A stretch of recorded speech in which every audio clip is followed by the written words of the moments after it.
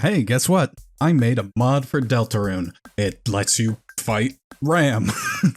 Yeah, it replaces the, spoilers for Chapter 3 of Deltarune. It replaces the normal boss fight against the Shadow Mantle with a boss fight against Ramb. If you're interested in playing it, here's how you install it.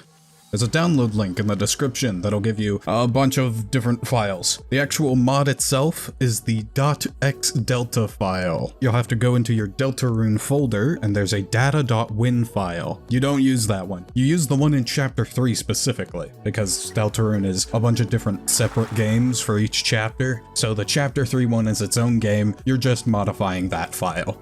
Make a copy of it first. You don't want to completely replace it. Then go download Delta Patcher, no relation to Deltarune. Put in the data.win file, put in the mod's xdelta file, apply patch. You've successfully modded the game.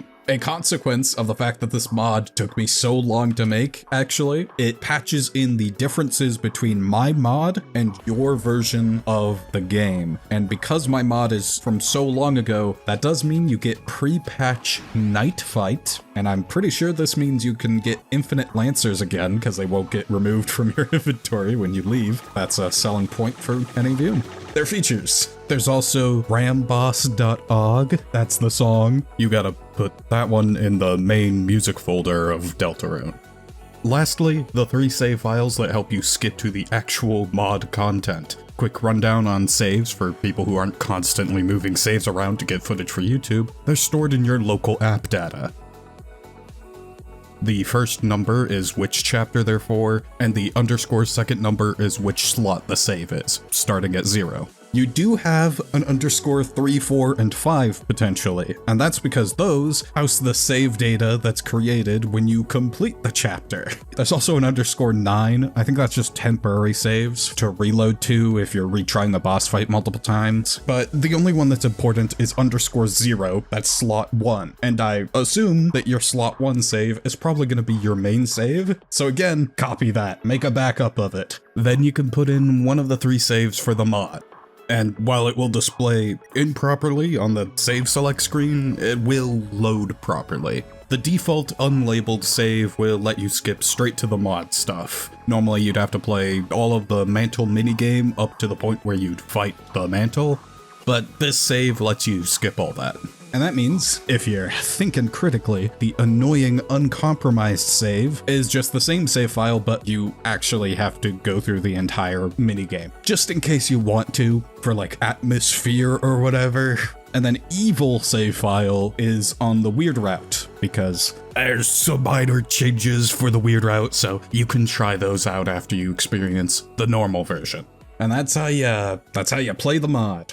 You might notice the video is nowhere near done, and that's because I want to actually talk about why this mod happened in the first place. Was this really what I've been working on for the past 4 months since my last video? No. And that's why this video, in general, is going to be a lot lower effort, because this was just meant to be a side project while I was working on a much bigger video talking about all the new info from chapters 3 and 4 of Deltarune. I previously made a video being like, here's all the important stuff from chapters 1 and 2 that we should keep in mind for future chapters, so now I'm doing like a follow-up of all the, whatever. It makes sense. And I don't want to waste too much time on it, too much more time than I already have, so this is a lower effort video kind of explaining my whole journey with this mod. Obviously, before I get too far, I should acknowledge that there was a fan game that swept over the Deltarune side of YouTube that shares a lot of parallels with my mod. I haven't really seen much from the game because I've been in my own dungeon for forever, but I noticed that not only is it a Ramb secret boss fight, which fine, lots of people have thought about, but it's also in the same room, which I hadn't seen. It also has the TV screen behind with static on it, which I also did and thought I was really cool and clever with. It also has the purple solo mode, which mine also has, and I thought I was cool and clever with. All this really means is I'm not as original as I thought I was, but that's fine. I just hope this could be a yo, 2 cakes moment for people. Plus, I feel like there's a lot of unique elements in my mod to set it apart, and those elements came from the fact that this wasn't supposed to be a mod at all, and that origin really changed a lot of how I approached this. At this point, I'm gonna be going into the nitty-gritty of what's actually in the mod, so if you want to experience my Ramb Secret Boss mod fully blind, go do that now. I'm gonna be talking about spoilers for all of it. Also, spoilers for chapters 3 and 4 of Deltarune freely talked about, but if you're watching this video without playing those chapters, I don't know what's going on, buddy. You see, while working on my video about all the cool things from chapters 3 and 4 of Deltarune that'll hopefully be coming out soon after this one, I was delving into some files of Chris playing the piano in chapter 4. Most of them are just piano renditions of other Deltarune songs. A couple of them are fully original, which is noteworthy in its own right, I suppose, but one of them, called Waiting Room, I don't know, it was my favorite by far. I love Waiting Room, and when I love a song a lot, I get the urge to kinda mess around with it, remix it into a full song that isn't just a piano piece. And I was thinking of even making it a battle theme, because those tend to be fun to work on. And because I'm lazy, I thought about making it a secret battle theme so I could throw the freedom motif in there, have it sound all cool and stuff. Throwing the freedom motif onto any song just makes it sound way cooler, so easy life hack for making music. So as I was whacking away on this, I was kind of thinking, like, who could this be a battle theme for? And the thing is, Waiting Room uses the same motif as 3 other songs in Deltarune, which is Hip Shop, Green Room, and a brief segment in TV World, which I think is just referencing Green Room. But since 2 of those 3 are related to Chapter 3, and more specifically related to Ramb, who people were already concepting as a secret boss, it kind of just worked out that I was like, alright, I guess this is a Ramb secret boss theme. And really the only secret boss themes I had heard for Ramb always took the pre-Chapter 3 perception of what a secret boss theme should be, which is highly energetic, really chaotic, this kind of concept of Ramb transforming into a werewire, and I probably would have done the same thing if I went into it with the goal of making a Ramb secret boss theme. But I didn't. I went into it making a boss theme of Waiting Room.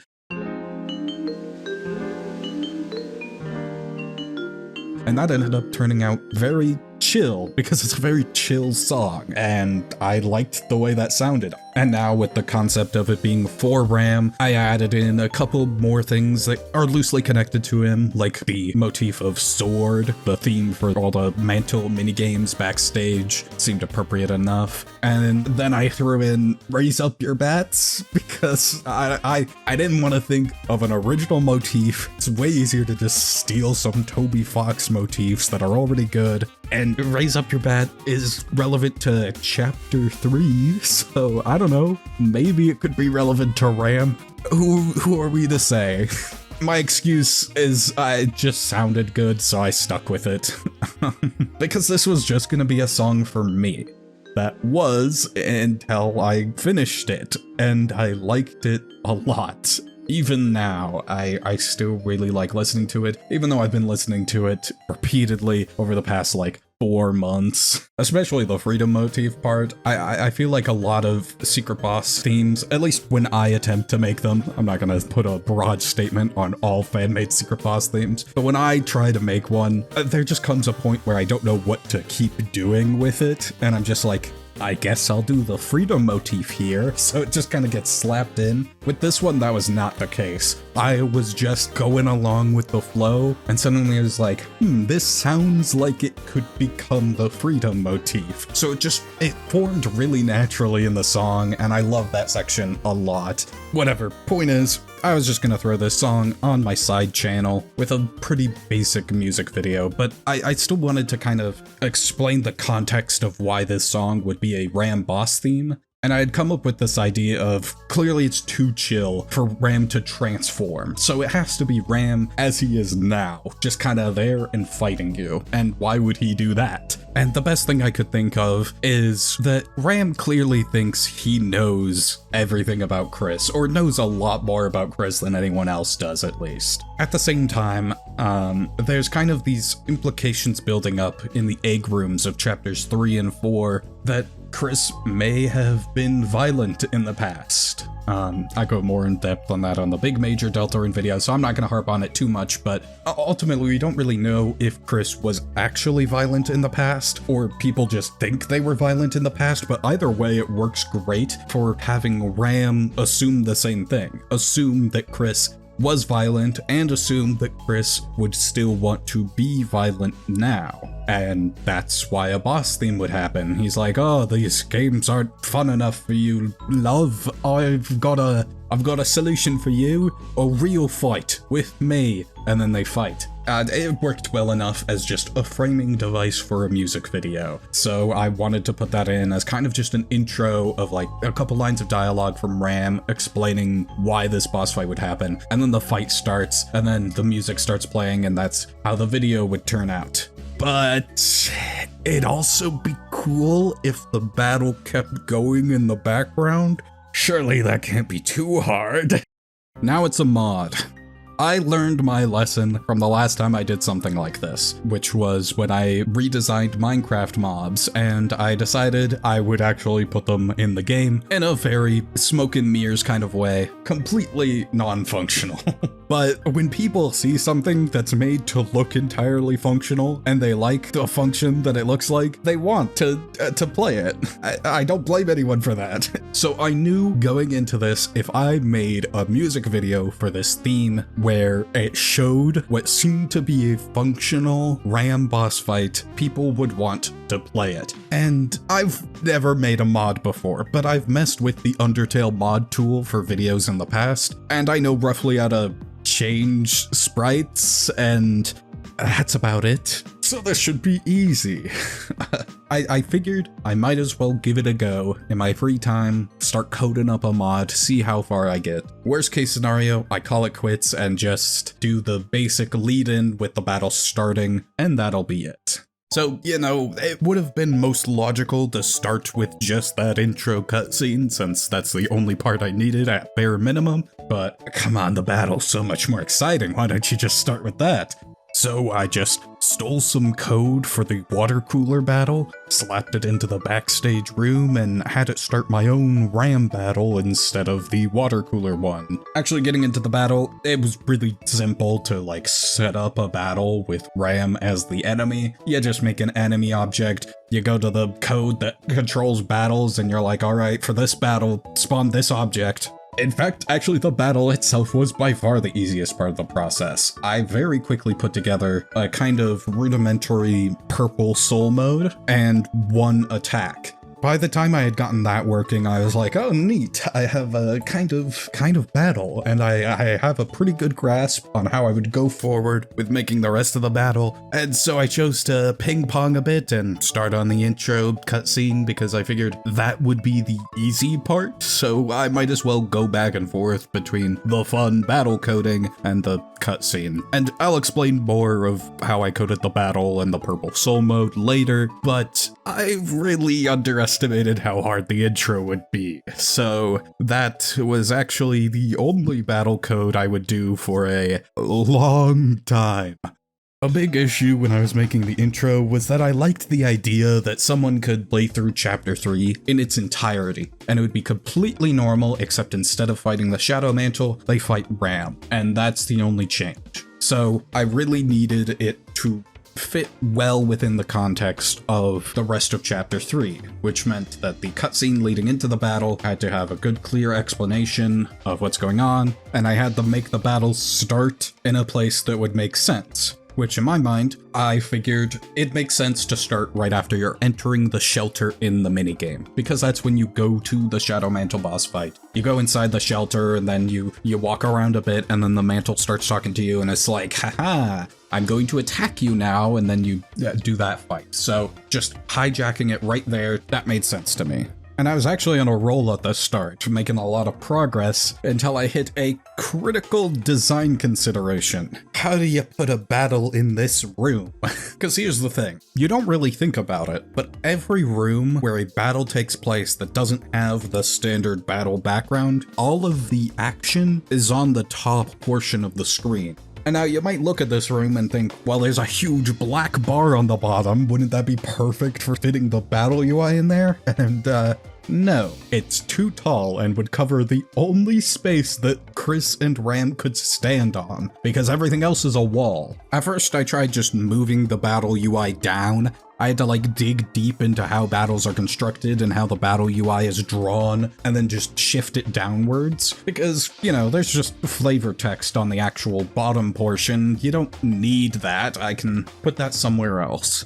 And, you know, it fit cleanly if you shoved it all the way down into that black space. The issue is, you do actually need that text space, for items. Even if I had no acts, no special dialogue or anything displayed down there, people couldn't see their items. So my next thought was, there's a huge screen back here. Let's just put the battle in the screen. That'd be so cool, wouldn't it? And I figured, surely the way this game system works is you have the main camera of the game be in the room that Chris is, and then the screen projects a second camera. So I just have to go find that second camera and draw the battle UI there instead, and it would be naturally projected within the screen. It'd be great. Turns out that is how the minigames work in the rooms where you get the codes to unlock the doors from the minigames. Like if you look on the map of those code rooms, the minigames are just stored off to the side to be shown on the screens with presumably another camera. So great, that's exactly what I was thinking. That's not the case with the backstage room that you play the mantle minigames on. How those work is it actually teleports you to a different room where the only thing on the camera is the mantle minigame, and then it projects an overlaid sprite of the original room with Chris in it over the top of the mantle minigame. So I would have to scale the battle UI myself. I wasn't gonna do that. So what if I kinda cheated a little bit? I could just make a bunch of custom sprites of a battle UI. It could even fit the art style of the mantle minigames and just have that drawn within the borders of the screen. But then there's the issue of the item menu again. Look, I knew from the start that I was going to be providing a save file for people, so I would know exactly what items they have, because it's in the save file I set up. But I wanted the mod to work if you're not using that save file. I wanted it to work if you're just playing through the game yourself. So that means your items could be any quantity in any order, and I couldn't possibly make custom sprites for every list of items you could have. Okay, but what about just coding it like the real battle menu does, with the item list just being a freely updating text string? And, you know, maybe I could have made it work actually if I wanted to code in my own entire custom battle UI. You know, it still sounds like a cool concept to me, but there are so many logistics issues. Like, here's a fun fact about the battle UI. Have you ever wondered why the icons for the party members don't match the colors of the boxes for their HP and stuff? That's because those boxes are not sprites, they are custom drawn rectangles by GameMaker itself, and they're using default GameMaker colors that just happen to be close to the colors of the sprite heads. Chris's box is aqua, Susie's box is fuchsia, Ralsei's is lime, and then Noelle, the only character whose icon matches the color of her box, is yellow. There are a lot of things that are just kind of drawn by GameMaker, and you know, fair enough. Why make a sprite for something that you could just use a function to draw? And I think the reason they do this is because of the way the colored lines kind of ghost inwards as you're actually on a player's turn. That function is probably easier if you're just drawing the rectangles within GameMaker itself instead of using sprites. It's still an interesting choice, but that would have meant that if I wanted to make my own battle UI, I probably would have had to do something similar, and I didn't want to do that. So I'm glad that I didn't, and I'm glad that I ended up picking up the last option, which is just moving the camera up. And like, it wasn't that easy. I had to go find how to move the camera because trying to just take the raw game camera and change its X or Y coordinates, I could just have it snap to its final location, but that doesn't look that good. I wanted it to smoothly pan up, and instead of custom coding in a function to gradually move the Y value of the camera, I smartly remembered there are cutscenes in Deltarune where the camera moves. And I went and looked, and there's an entire custom cutscene functionality for Deltarune. Like, you create a cutscene object, and then it's a bunch of custom scripts. And so I just had to make a tiny cutscene that only makes the camera pan up and then stop. But hey, it worked. I at least wanted the battle box during the attacks to look like it's on the screen, so that way the screen is involved in some way. And the only way I could think of at the time was to just make it so the screen has static on it at all times except for when the battle box appears, so that, you know, you could kind of trick your mind into thinking, oh, the box is what's being displayed on the screen, and so it's static when there's nothing to display or something. It didn't really look correct though, but it was the best I could do. And you might think, yippee, you got a good solution, and now you can do the rest of the mod, but constantly having to give up on my cool ideas and settle for less and less and less doesn't feel great for motivation. And the most clear consequence of that is that everything I just described was 3 months of work. By 3 months of work, I mean I would work on it for like 2 days, get frustrated, give up, just try to think of a different approach to it, and not make any progress on coding for a whole month while I focus on working on the main channel video, and then coming back to give it another go later. In fact, my motivation to work on this was only barely holding on by 3 tiny little threads that kept me going. One, because I really, really liked the song. It'll be devastating if people think the song sucks, but I had mentally linked me releasing the song publicly to me releasing the mod. But that on its own wasn't a great motivator, and I would continuously think of giving up on it anyway and just making the music video with smoke and mirrors. But reason number 2 was I wanted to put out a video to show people, mainly my Patreon members, that I was alive and working on things still. I always feel bad about people spending money on me with no clear idea of what I'm working on.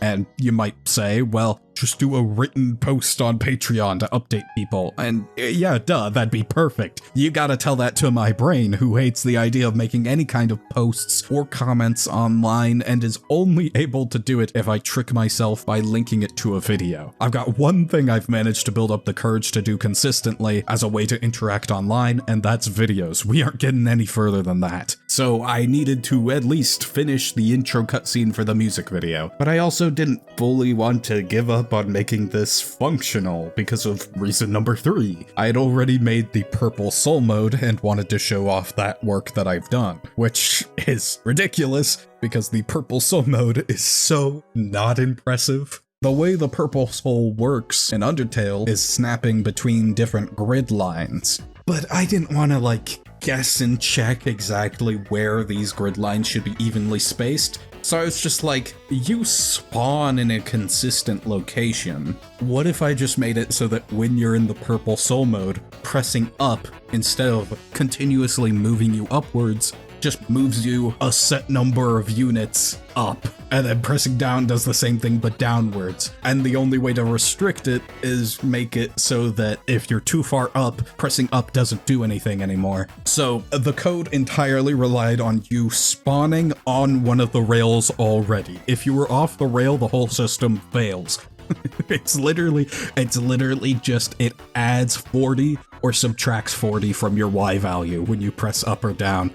And I was like, that's the reason I gotta keep going, to show people that. So I kept going, cleaned up a bit more of leading into the fight. I made it so that when you interact with the shelter doors, instead of teleporting you to the pre-Shadow Mantle room, I had it warp you back to the main room, which is called Room, Board, Sword, Intro.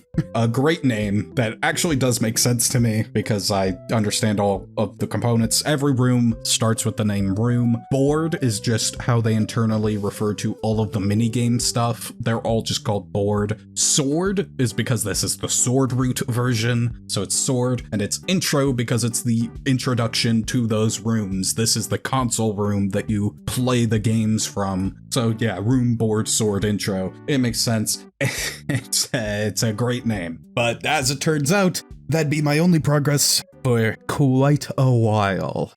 So where are we on the timeline? Well, it's been 4 months since I started the mod, and the last time I worked on the mod was a month ago. By then, I'd realized the original purpose of this music video to be a gap stop, just to tell people, hey, I'm still alive, this Deltarune video has just taken a while, would not really work, since I was getting to the end of making the main video and haven't touched the mod at all, and it's not anywhere near complete. So either the mod would have to be shelved permanently, or I had to focus all my effort on it now. And sorry to my patrons who pay for videos, not for video game mods that are just an excuse to release music, but I liked the song too much. So I spent all day, every day working on it, and even recorded voice logs as I made progress to keep me on track. At this point, the mod was just play the minigame, go in the shelter, screen turns static, walk over to Ramb, battle starts, you get a single placeholder attack. And for those keeping track of the timeline, that was maybe over a week ago. Everything else was added after that. The first big realization was the CRT filter on the screens. I don't know how I forgot about it until now, but I remembered it. And luckily, that makes the idea of the battle box in the screen way better. And honestly, turned out to probably be the best solution for the issue of the room fitting the battle UI. Really, the only remaining issue is that the screen cropping off of the top looks weird. But the screen filter gave me at least a nice excuse to be okay with it. And sometimes that's all you need.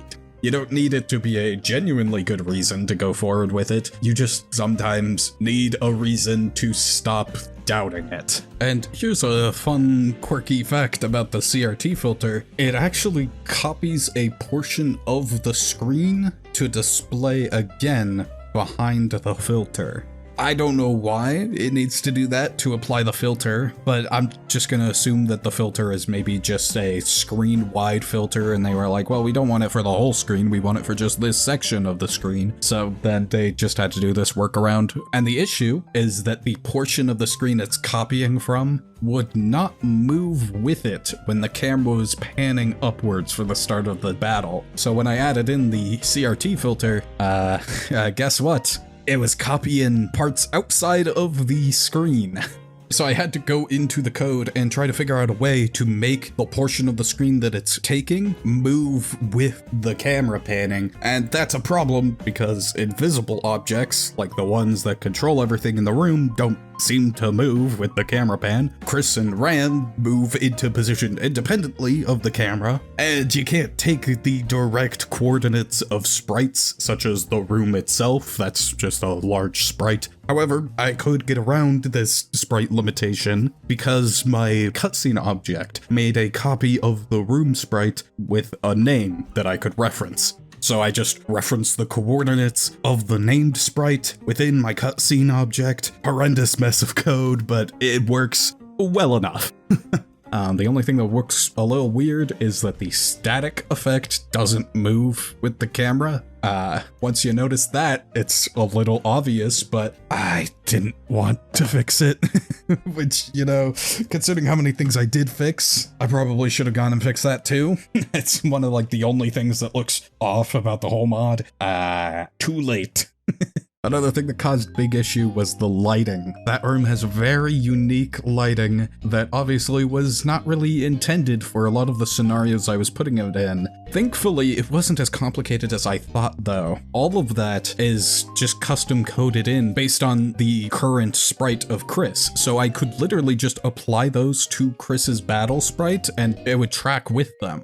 Although not all of it worked perfectly, like the rim highlights had to be disabled when Chris gets hit because the function to shake Chris when you're taking damage completely screwed up where the highlights are. Also, the drop shadow did not perfectly align with the bottom of the sprite every time, because every single sprite had a different bottom for every action that Chris could do during battle, so I had to make custom code to set the alignment of the shadow below your feet. I also had to make some of the shadows deliberately not follow the animations of your sprites because they would loop weirdly. Like when you're defending and you get hit, it would start rapidly looping the defend animation over and over. I don't know what code made the shadow desync from what Chris was displaying. It was weird. I don't know, I just ended up having to make it so that the shadows are kind of static for those actions and don't actually animate, which looks good enough, you know, you don't really notice. I'll also say depth layering was a pain. Depth is just the order in which things are displayed. The higher the depth number, the further back they are. So anything that's on top of something else will have a lower depth number than things behind it. But it's a pain to keep track of these. I hope they have some internal document or some like internal tool to keep track of the depth layer of every object, because my god, I just had to guess and check for so many things. In fact, just in general, depth layering sucks balls. You know, it'd be fine if I just had to create one object that sets the depth of everything to be properly fitted for what I wanted. The issue was, there's a console starter object, which is the console you interact with to start the minigame. The console starter object was constantly controlling the depth of everything, but I couldn't just delete it because that's the object that controlled the static. That meant that basically every custom object of mine is constantly forcing the depth layering to stay consistent during battle, and I have so much custom code in the console starter object that kind of had to just strangle it into not doing that.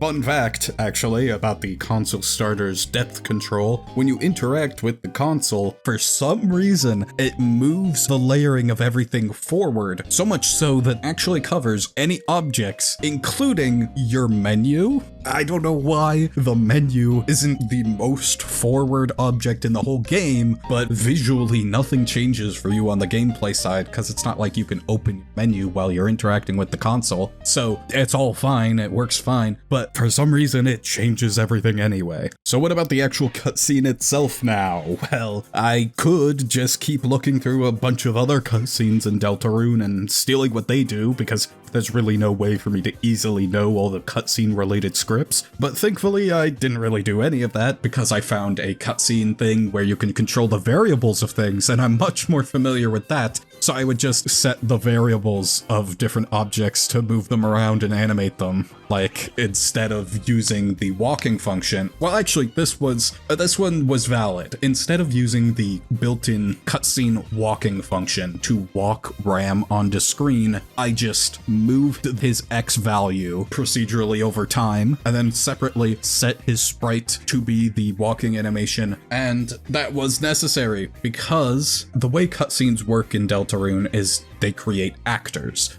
Actors are just kind of placeholder objects that look like all the people who are involved with the cutscene. How do I make a new actor for Ramb, who doesn't have an actor because he's not in any cutscenes? Well, I looked at how they created actors for other cutscenes. I copied the code from that and then just changed all the names to be Ramb, and it didn't work. And I think cutscenes have a set list of actors already, maybe? I don't know. But ultimately, that didn't matter. I just made an El Niña actor that I just copy-pasted from a different cutscene that had El Niña in it, and then just forcibly set her sprites to be Ramb instead. So it's just, coding-wise, it's an El Niña actor, but functionality-wise, it works the same. The only difference is, for some reason, the walk function in the cutscene uses Susie's walking animation, and I have to imagine that's because the El Niña actor is just repurposed from the Susie actor, and the walk function is only intended to work with the main party members who have walk animations. Like, everybody else in cutscenes just slides, you know?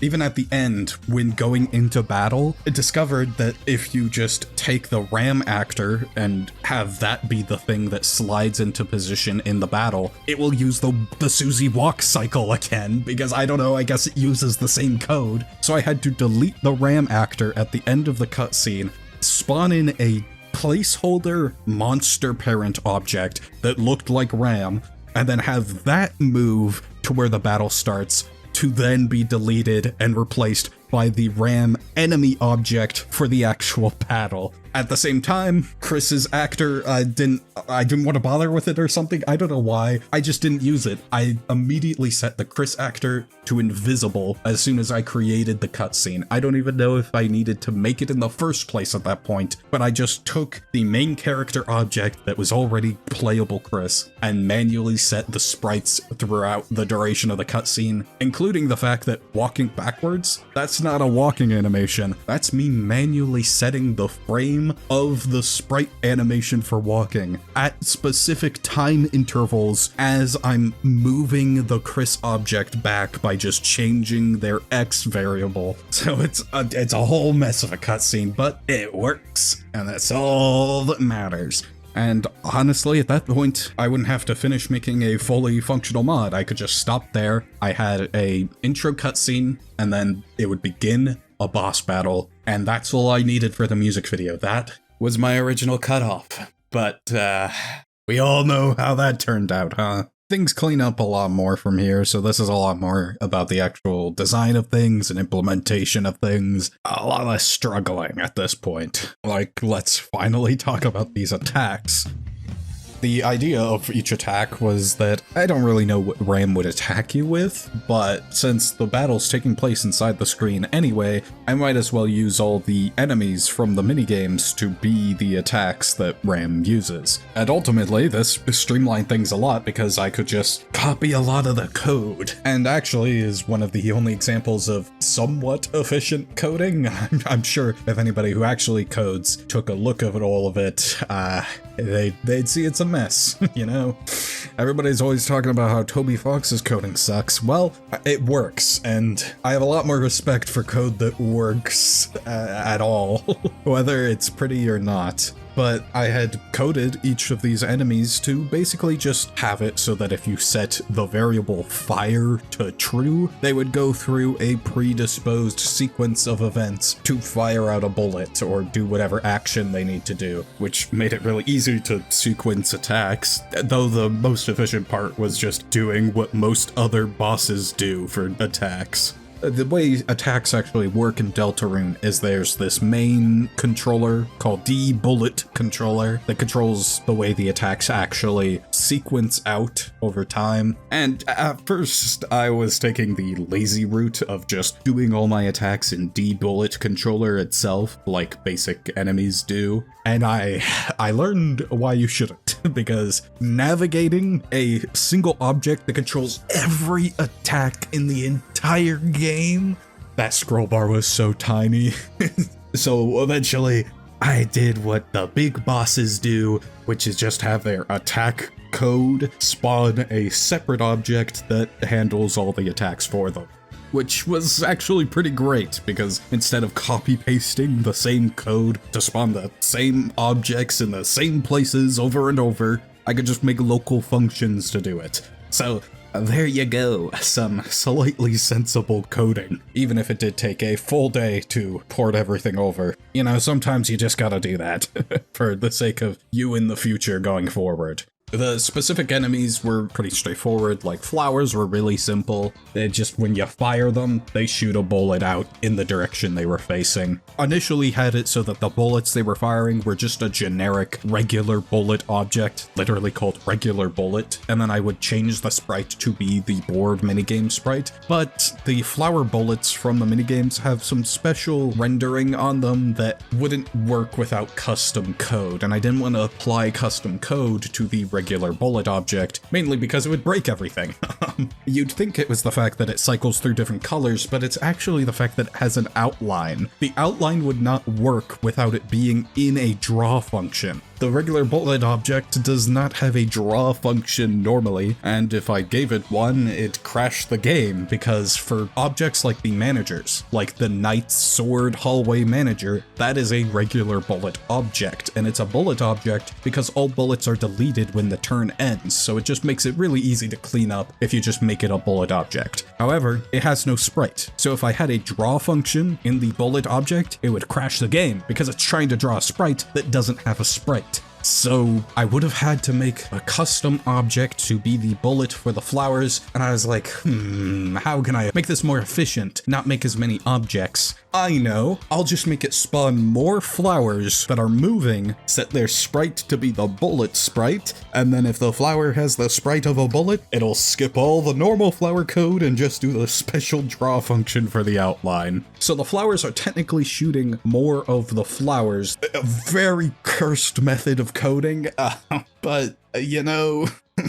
The next type of enemy was the lizards. I figured, oh, they shoot in all different directions, that'll be pretty unique. Completely forgetting about the fact that most of the lizard enemies don't do that. Originally, I just had the lizards jump straight up and fire, but because I figured I was stuck with the lightning bolts, I had the unique issue that those bolts only go in 8 total directions. The 4 cardinal directions and then their exact diagonals between each. So if the lizard is exactly diagonal to the bullet box, it only shoots 1 bullet towards the player because the 2 other nearest bullets are straight down and straight across, but you're diagonal to the box, so they just go next to the box. Now, of course, diagonal is a unique direction compared to the flowers that just shoot in straight lines, so it was at least different, but on its own, the lizard did nothing. And so I had to make it so that they could jump across the box and shoot while they're above it, so that the downwards bullets actually go down and into the box, even if it means that all the straight ones are basically just the same as the flowers. It's presented in a way that's more unpredictable, I guess, at least from the perspective of the player, so that's its own unique trait, I suppose. This is when all the flaws with the mod start coming out of the woodworks. And the way the lizards are coded to jump over it, again, I wouldn't want to figure out the exact coordinates of each place. So they work just like the Purple Soul did, which is they just add on to the X value. So if the lizard ever gets misaligned, his jumps misalign as well. It works perfectly if you don't do anything wrong.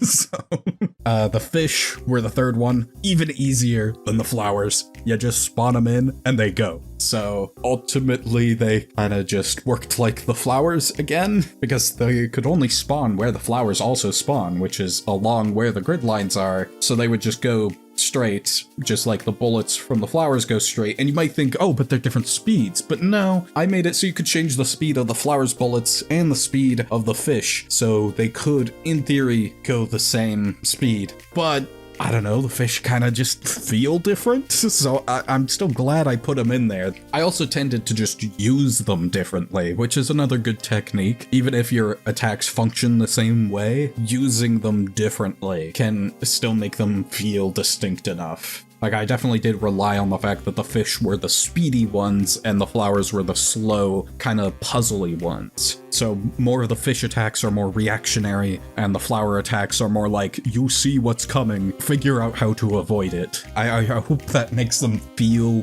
different enough. Although, there is actually one functionality difference with them, which is they're different sizes. And that only matters when they're firing perpendicular to the grid lines, because then you're not locked to the grid and you can actually just hide between the flower bullets really easily. And in fact, if you're all the way at the top, you can avoid a flower bullet, but you can't avoid a fish. And that's only on the top because the bottom is actually off-center and has more space. And I realized that way too late to fix it. Oh my god, I'm sorry. The grid is off-centered vertically. I can't fix that at this point. There's so many things I would have to change everywhere. Sorry. Just don't tell anyone else about it. The next enemy I added was the cats. But the cats are very unique, and that's because I changed them entirely. Not like entirely, but they shoot one bullet at a time in a spiral. But the directions they shoot their bullets in are the same as the lizards. And the lizards were already pretty useless. They already struggle to cover a lot of area. I didn't want the cats to be the lizards again, but you fire one bullet at a time instead of all of them at the same time. Like, that wasn't gonna be good. So I had to custom code a closer spread so it actually covers the grid better. They're much more about weaving in between bullets, whereas the lizards are much more about just shutting down a column at a time. Then they have a silent form, where at any point I could turn a singing cat into a silent one, and then it would chase you. Also had to modify that code, and that's because in the mantle minigame, you don't really avoid the cat heads that are going at you. You tend to just wait for them to charge straight at you, and then you swing your sword to destroy them in one hit, and then it's like, oh, sick, it's dealt with.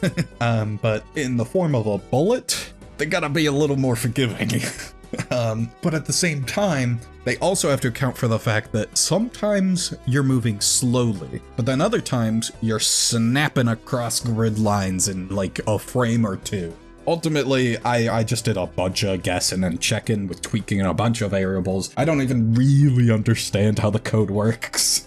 I just tweaked so many numbers until it got to a place where I'm kind of happy with it. There are times where you can just get the cats orbiting you. It's not even that difficult, but I don't know, it works well enough. If anything, it's just a grace for me, because otherwise the cats are by far the hardest enemy. Most of the time when I used them, I had to use them in isolation because it felt bad to use them with other enemies on the field.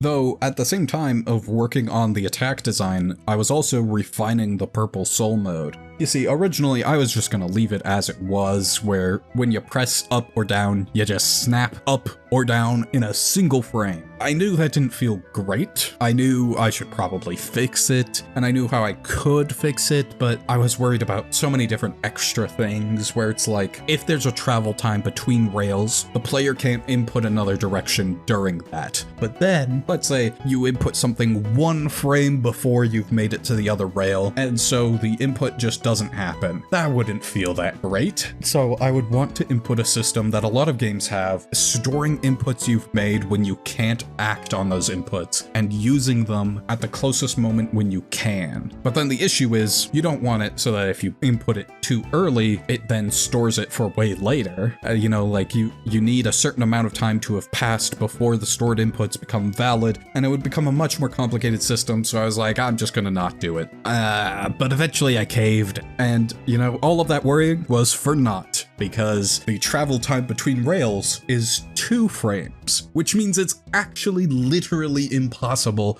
to press an input while you are not on a rail. Like, I tested it with other speed values, trust me, I tried it with 3 frames between rails, but that didn't feel snappy enough. But ultimately, that just means you can't do another input, because how pressing buttons works on a technical level, you have to let go of the button for at least 1 frame before being able to press it again. Otherwise, that means you're just holding the button. And since you can only move by pressing it, you would press it on the first frame and then have to let go on the second frame. And then the third frame you press it, you're already on the other rail and ready to move again. So physically impossible to move while in between rails. That worked out, and it looks way smoother. But this also meant, because of the way that I coded the rails of just knocking you up or down 40 units, it was really easy to create other rail directions. And that was good because every single soul mode, they've both had extra gimmicks on top of what they had in Undertale. Yellow mode has a charged shot, green has the diagonal directions. So what would purple's unique gimmick be? And I determined the only option I could consider, and thankfully a very easy option, was just to have different rail directions. So instead of just having the rails be horizontal, they could also be vertical, or both at the same time, to be a full 3x3 grid. But of course, once I had the full grid, it felt weird not to be able to move diagonally. And at the time, my input system wasn't built for this. The way this coding works is the moment you input a direction, it'll read that you did that, store where you're starting, store where you're going, and then immediately say, all right, no more movement until we move between rails. And I was worried that changing that to allow for diagonals would have required a lot of work. But I started out with a simple test. I took my variable that would prevent you from doing any inputs if you were moving between rails, aptly named purple move, and I just made it purple move X and purple move Y, so that if you're moving in the X direction, it just sets purple move X to true. And then the actual code for moving the soul between rails would just check for either of them instead. And I thought, surely this isn't gonna work. And then it did. It just already worked. Like, the precise code, if you're curious, is that when you input any direction, it stores your starting values, and then it'll check which direction you input precisely, and if that is a grid direction, it'll then set your target values to be plus 40 or minus 40. And then later on, it does let's go from our starting position to our target position. So ultimately, what splitting them into X and Y meant is that your starting position was still always set whenever you input any direction, but you'd be able to change the target direction of each input individually. So if you're halfway through moving to a target X, and then input a Y, that would only change the target Y and start moving you to that one now. And so it just works. It just worked. It worked exactly as I wanted it to, and that was pretty cool. Probably the most fun part of this whole mod was getting to finally try out all of this theoretical game designing I've been doing my whole life, turning from a backseat designer into the front seat. Like, a big component of Deltarune boss fights is starting easier and gradually building up over the course of the boss fight to kind of teach the player the rules of the fight, especially for these secret bosses that have new soul modes that the player needs to learn about. So I started off easy with some attacks that force you to understand how the grid works. You know, the starting attack shoots directly at you, so you have to move out of the way, and then it shoots across those ones, so then you have to move back, and already, there you go. The player knows how it works. And then the second attack with the lizards start shooting perpendicular to the rails to let the player know, hey, you can still move along the rails without snapping between them. And there was a lot of little attacks in there that I specifically included to teach concepts to the player to then later be able to utilize in the harder attacks. One of the earlier attacks for the vertical grid has flowers shooting at you perpendicular again, and you might still be in the mindset of, oh, I need to weave between these bullets, because that's how they were earlier with the other grid direction. But then eventually it starts firing more and more impossible to dodge things until ending up with all horizontal bullets firing at the same time. And the point of that is so that the player can realize, wait a second, I'm not on a grid horizontally. I can just hide between the bullets. And that's an important thing to teach the player, for then later on I'm starting to throw more complicated things, and sometimes I might expect you to be in those locations.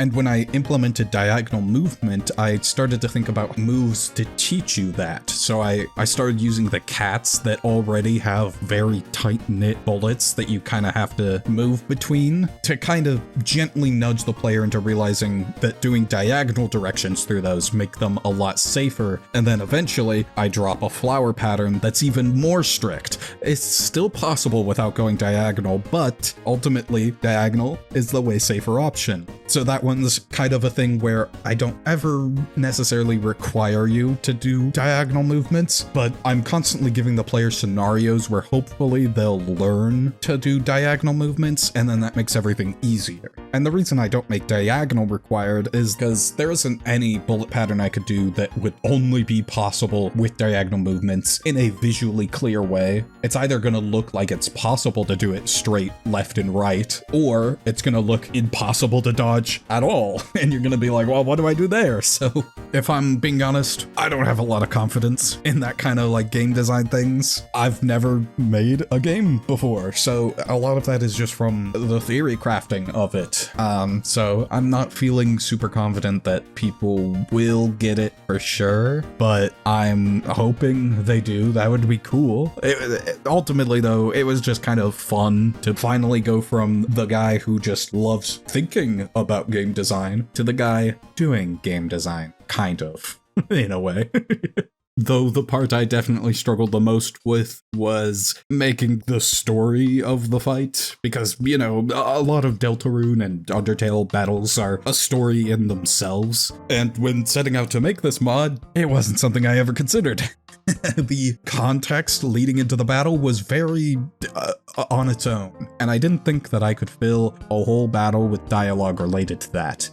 So ultimately, I decided to cut down on the dialogue quite a bit, though there is a lot more in there than I originally planned on there being. A big part of that is I was just jotting down some possible dialogue ideas, and I was like, well, if Ramb wants you to attack, surely he'd have some things to say if you don't. And I just kept adding more and more bits of dialogue like that. And I was like, these are cool. I like these. I hate the dialogue I've written for when you do attack him, because it's kind of just like, great job, chum. Keep attacking me. It was a horrible accent. I wasn't even trying. But yeah, I couldn't figure out how to progress the story in that direction. Meanwhile, not attacking him leads to a much more clearer picture of, like, obviously he'd start doubting his original idea of even starting the battle in the first place. But when I created the battle, I did not have any plans of not attacking him. But that was the only good dialogue I was able to make.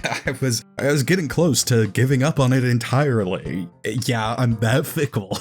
I'd shelf a big project just because the dialogue was too cringe for me. I mean, it's still a bit cringe, but whatever. Eventually, I just talked to my friends who helped me pretty quickly realize that this setup is quite similar to the Toriel battle in Undertale, where Toriel is stopping Frisk from leaving because she thinks she knows what's best for Frisk. And that parallel worked really well. And it worked even better because it was for a Chapter 3 secret boss. The chapter in the Toriel household, you know?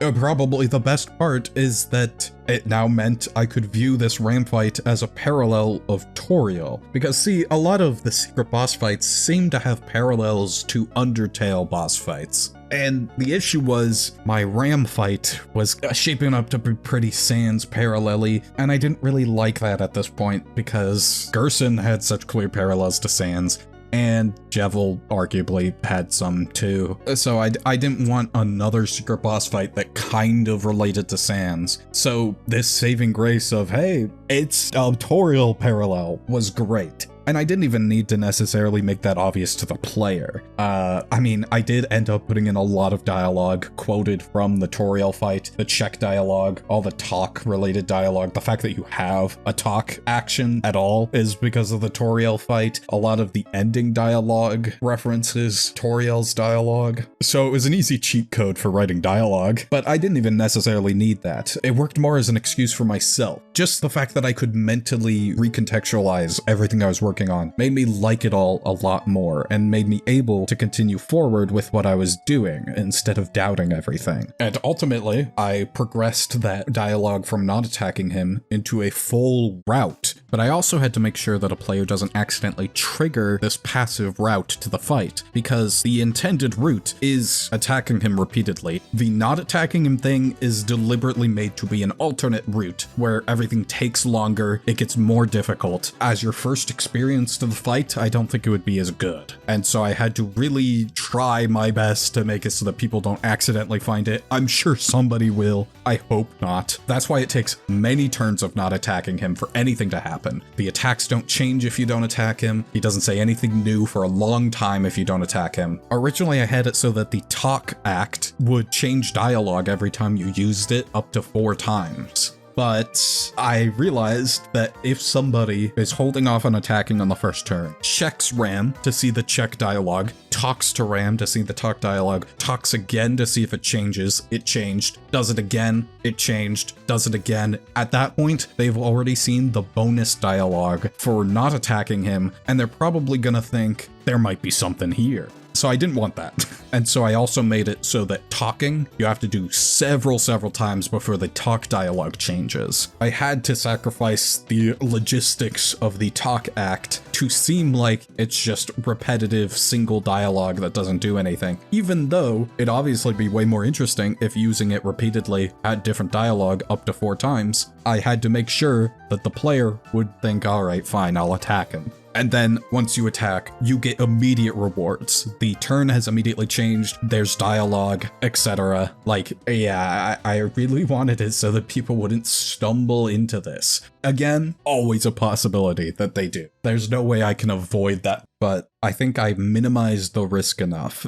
One element that was a lot more coding specific for Deltarune was global flags, which are just global values that update with different things going on. I hope the actual Deltarune team has some sort of catalog of here's what all the flags are intended for, because I didn't, and I struggled. Because I wanted to keep the flags in order still, because I was still treating this as if someone would play the whole chapter with this mod on. Even though nobody's gonna realistically do that, I still wanted that to be the case, so I had to make sure that beating Ramb flips all the same flags that beating the mantle does. And the issue with that is a lot of the things that check if the mantle was done check different flags. Like the light going out outside of the console room checks its own flag that's different from dialogue updating from the people in the changing room. So I had to find basically everything I could think of, find what flag it checks, what value it's checking for, and make it so that beating Ramb sets that flag to that value. And I actually found, through that, a fun glitch related to that actually. The titles for Chris that you get after beating each sword route only check if flag 1055 is set to an exact value. This means, for example, at exactly value 3, you get the title Ice Blazer. However, it's not until the exact value 6 that that updates to Sheath. And that flag does track the progress that you've made through the sword route, including any additional steps through the final minigame. So when you're in the city, the flag is 3, but as soon as you get to the dungeon, the flag is updated to 4, so that the next time you play the minigame, even if you leave and come back, you're still at the dungeon. But that means if you die and then open up your menu, your title will no longer be Ice Blazer. So pretty neat. Maybe they'll patch that one. Actually, I hope they don't, because then I'd have to update the mod. It's also actually giving you the Shadow Mantle. I knew Ramb wouldn't give you the Shadow Crystal. Again, I wanted it to fit into the context of the whole game, so you only get the mantle from him. And I kind of always figured I would just spawn a chest, but interactable objects, really hard to code, because you have to put down an object that is the visual component of the interactable object. Then there's just an all-encompassing readable room object that controls literally everything you interact with in every room by checking what your coordinates are and what room you're in when you press the interact button. I could never quite understand it. I really wanted to put in an interactable stone statue at the end of the fight, but I gave up on that pretty quickly. Although, got a bit off topic there, chests are actually way more straightforward and would have been easy to add, but I didn't get that far with those either because, while looking into it, I realized there's already code in place to spawn a chest out in the green room with the Shadow Mantle, and that's if you don't have enough space to get it in the first place. This happens like every chapter, actually. It's a funny thing that it keeps happening, where you might have a full inventory and not get the item, so then he has to patch in a way for the item to appear in a chest elsewhere for you to pick up later. It happened with, I think, Spampton's items. I think it happened with Jevil too, and now it happened with the Shadow Mantle. It happens every time. I don't know why this backup safety net thing just isn't already there by default at this point, but yeah, I got Ramb to tell you to go to get that one. Easy solution. And it's already at his desk. It was pretty perfect. So what's actually in the mod? If you do intend to play it and you want any secrets kept for you, leave now, but you're probably not going to. You're probably somebody who is just interested in hearing rambling about coding that you don't understand and have no intention to play the mod. Fair enough. That's me 99% of the time. So, you know, I'm right there with you.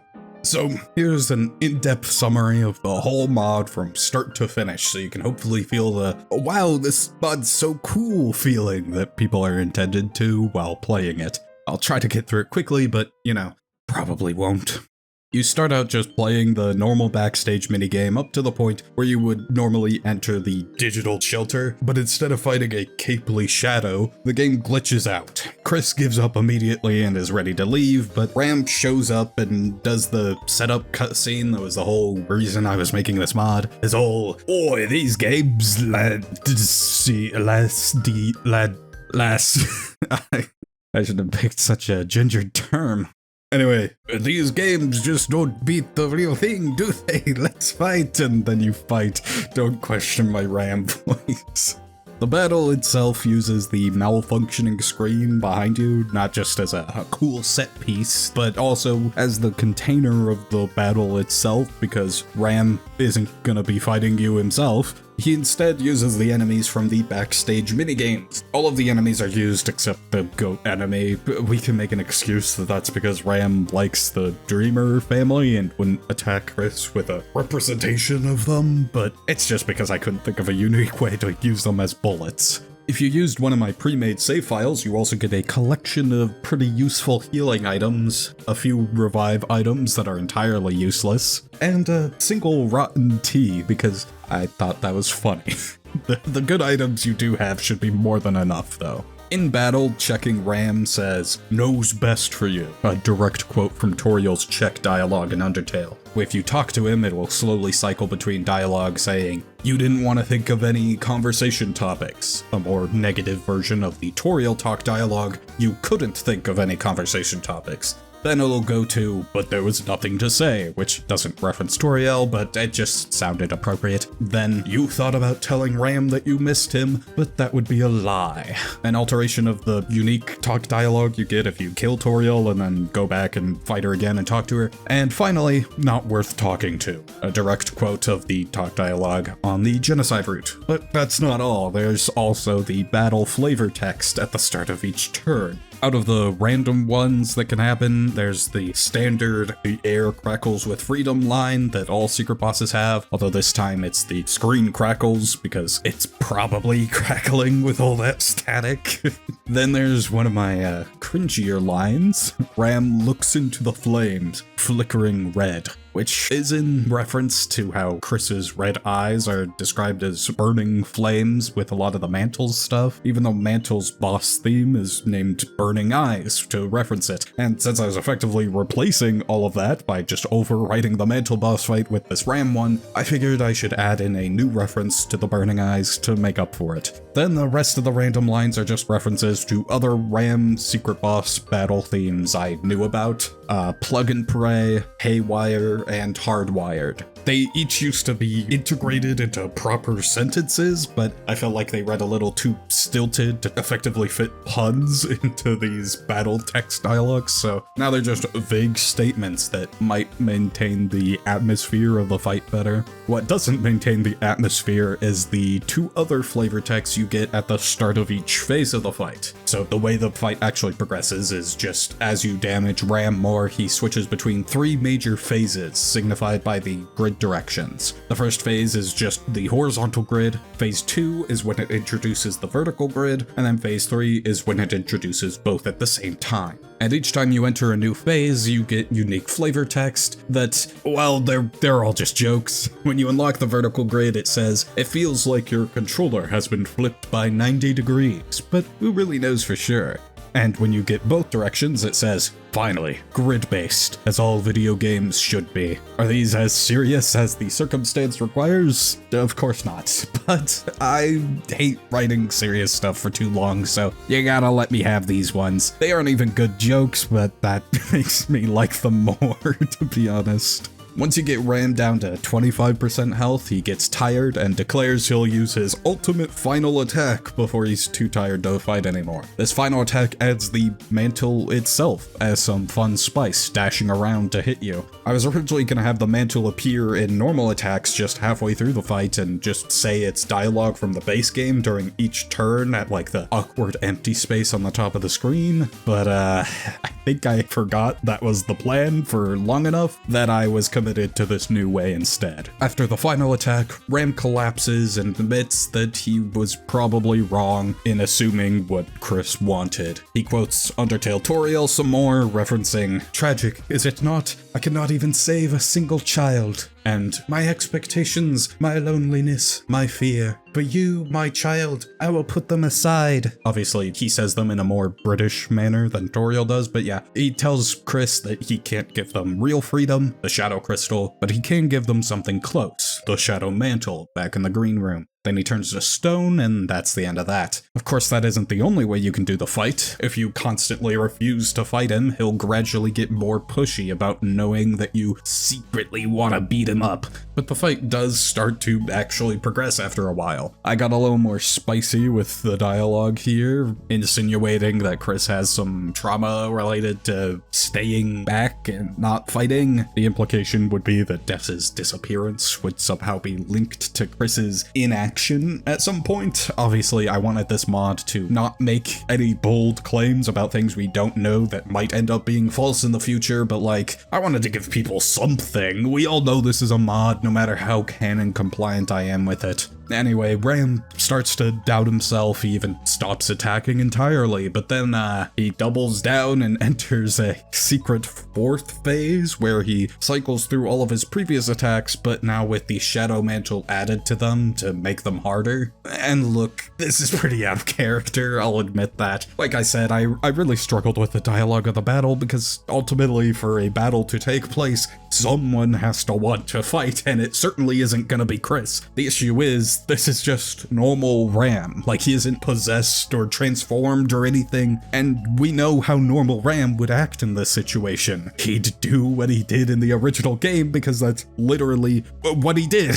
when he was normal Ramb in this situation. In fact, he was already doubting Chris before he even played the last minigame backstage. He was already like, was this really the best idea, Chris? Oh well, we're already here, so just simply making him fight us at all would have to be out of character. There's nothing I could really do about it. So I tried my best to write the story of the battle in a way that made sense for a character's personality, not necessarily Ramb's personality. Hopefully I did alright with that. Anyway, there's more Toriel dialogue here. Here he gets to reference some things Toriel says as you're repeatedly sparing her. We're really covering all aspects of the Toriel battle. But eventually it ends with the same final attack, final speech, turn to stone. However, we're still not done. This whole time I've been avoiding talking about the epic weird route content. And this is where I really flex my "this is a mod, I don't need to hold myself to the same standards as Deltarune" privilege. It was originally just going to be like a single piece of dialogue. Going into the battle, Ramb says, "No need to be Levis, I just want you to have fun." But if you're on the weird route, he'd also say, "Just like you did yesterday." Similar to the burning eyes thing, this is also something from the Mantle boss fight, where the Mantle's all like, "Part of you is enjoying this," and then only on the weird route also says, "The same part of you that enjoyed yesterday." And that's like the main evidence of Chris potentially having a violent past, which was like the whole crux of this mod's premise. So I had to add it back in here in some way. But that was going to be the only weird route stuff. Until I decided to do more. Well, okay, first, there's also this exclusive flavor text. You have a 3 in 100 chance on the weird route for the battle flavor text to be, "You consider wave dashing, but it probably won't help in this game." Now, why? Well, you see, in the Jackenstein fight in Chapter 4, if you're on the weird route, you have a 3 in 100 chance to see the flavor text. You can imagine Birdly in your head, warning you about, I don't remember what it was, but that's an insanely random Birdly reference on a fight that otherwise has nothing to do with him. So I thought, yeah, I can continue that pattern with a epic gamer joke. And that's why it's here. More substantial changes, though, is that every attack from the very beginning of the fight will now have the Shadow Mantle in it. I had already coded it to make the mantle work with any of Ramb's attacks, so I figured that'd be a fun way to make this more challenging. I also made Ramb's defense higher, though that one's kind of cancelled out by the fact that I gave you access to X/, from the weird route spammed in Neophyte. Would Deltarune actually do this? God, no. Realistically, nothing should change. I just figured I might as well, cause I could. This is a fan project. People aren't gonna hold it to the same standard of like, does this really make sense in the context of the wider game? I get to be cringe, and I get to do the evil route. Everybody loves the evil route for all the fan projects, so the weird route's the hard route. Why did I say route when I kept saying route the other times? Other than that, the battle is normal, though I also made it so that if you attack him to 25% health, and he does his big final attack, the battle doesn't actually end there. You then have to keep attacking him all the way down to 0 HP, where he immediately turns to stone, and you attack him one last time to fully kill him, because I thought that would be neat, and it is. Made his code a huge mess, though. There were some other little Easter eggs I implemented, like, I guess this one's not really an Easter egg, but after you beat the Shadow Mantle, the Dust Bunny in the changing room has dialogue referencing the fact that the minigame Chris came out of the screen and left, but obviously that didn't happen. So after the Ramb fight, I had to modify it to be a bit more generic. I also, in the same room, added a little surprise all the way on the right. And I did this because I needed a joke at the end of the main video. I needed this for footage for that joke, and I just figured I might as well include it in the actual mod. And what this actually is, it's the tsundere cactus, the thing that's always behind the curtains. And I thought, surely we'll see this and it'll be like a big character. It'll be like a mini boss. And then we don't. So for the first time in my life, I made a fan character for an existing property. It's hard to believe I've gone this far without ever doing it, but I did, just to make the tsundere cactus. And I thought it kinda sucked, but every friend I showed this design to was obsessed with her. So I've kind of been Stockholmed into liking her design, to the point that I decided to show it off publicly.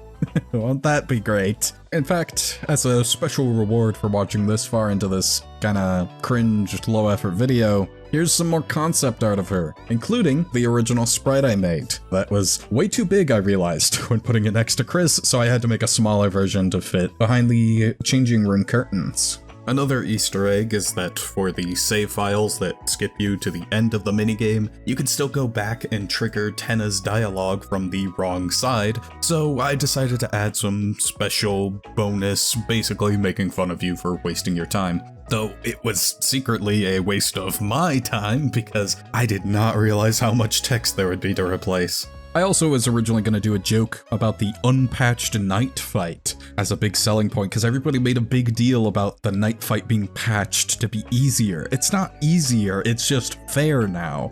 All that changed, if you don't know, is at the end of the Corridor of Swords, they would telegraph where they're going to slash and then all slash, but the actual hitbox was way bigger than the telegraph, and then the update just made it so that they actually matched the telegraphed directions. So yeah, it's technically easier, but it's just more fair now is the biggest difference. But I thought it'd be funny if I made a selling point of this mod be that it unpatches your night fight to the harder version, and then I would go and modify the night to have some like joke in it. But I couldn't really think of a funny joke. I thought about replacing the entire fight with just a big TV screen in the snow where you fight the mantle instead, but that would have taken way too much effort. So you can just imagine how funny it'd be like if Shay Deltarune played this mod and after beating Ramb was like, okay chat, let's go do the harder unpatched night fight since that's also a distinguished feature of this mod. And then it's just the mantle instead. It'd be hilarious. But yeah, joke ideas like that are kind of why everything I do balloons in scope. This is one of the rare times where I was so tired at finishing the main goal that I just decided to not do the jokes. And at the end of all of it, you might think compared to the glacial pace of the first 4 months, I'd be happy with speeding through the entire mod basically being made in a week. But there's a very real chance nobody watches this video, nobody plays this mod, nobody listens to the song, and that shouldn't matter for me. If you're making something for fun, you should be making it for yourself, not the expectations of an imaginary potential audience. And realistically, I was. I kept doing the battle first before the part that actually needed to be done for the music video. But always in the back of my mind, I was thinking about this lofty goal of people loving the mod. And that tends to make it all too easy to just hit a blockade of progress and call it quits. It'll never live up to what it needs to be. And man, I really wanted to, but there was just one thing that was always pushing me to keep working. It's because I got to brainstorm how to structure the story of a fight with my game design friends. I'd get to hyper-accelerate the brain rot of my friends who like Ramb by getting them to play the completed mod. Oh my god, look at his little walk! I love him! I'd get to talk about the struggles of trying to code something that actually works with my friends who like coding. It was the power of friendship all along. Yeah, I know that's stupid, but I think it would have been a little bit easier to finish this mod at a healthy pace if I focused on the moments where I got to tell my friends that the Shadow Mantle has a variable called, "Oh my god, I'm on fire," for when it's on fire. So yeah, there's my floundering attempt to scrounge out something motivational from this very long-winded modding journey. I hope you enjoyed. And thanks for watching all of this video. The big main Deltarune video will hopefully be done soon after this, as long as your definition of soon is lenient, and it'll actually be scripted, so hopefully I'll make more sense, and yeah.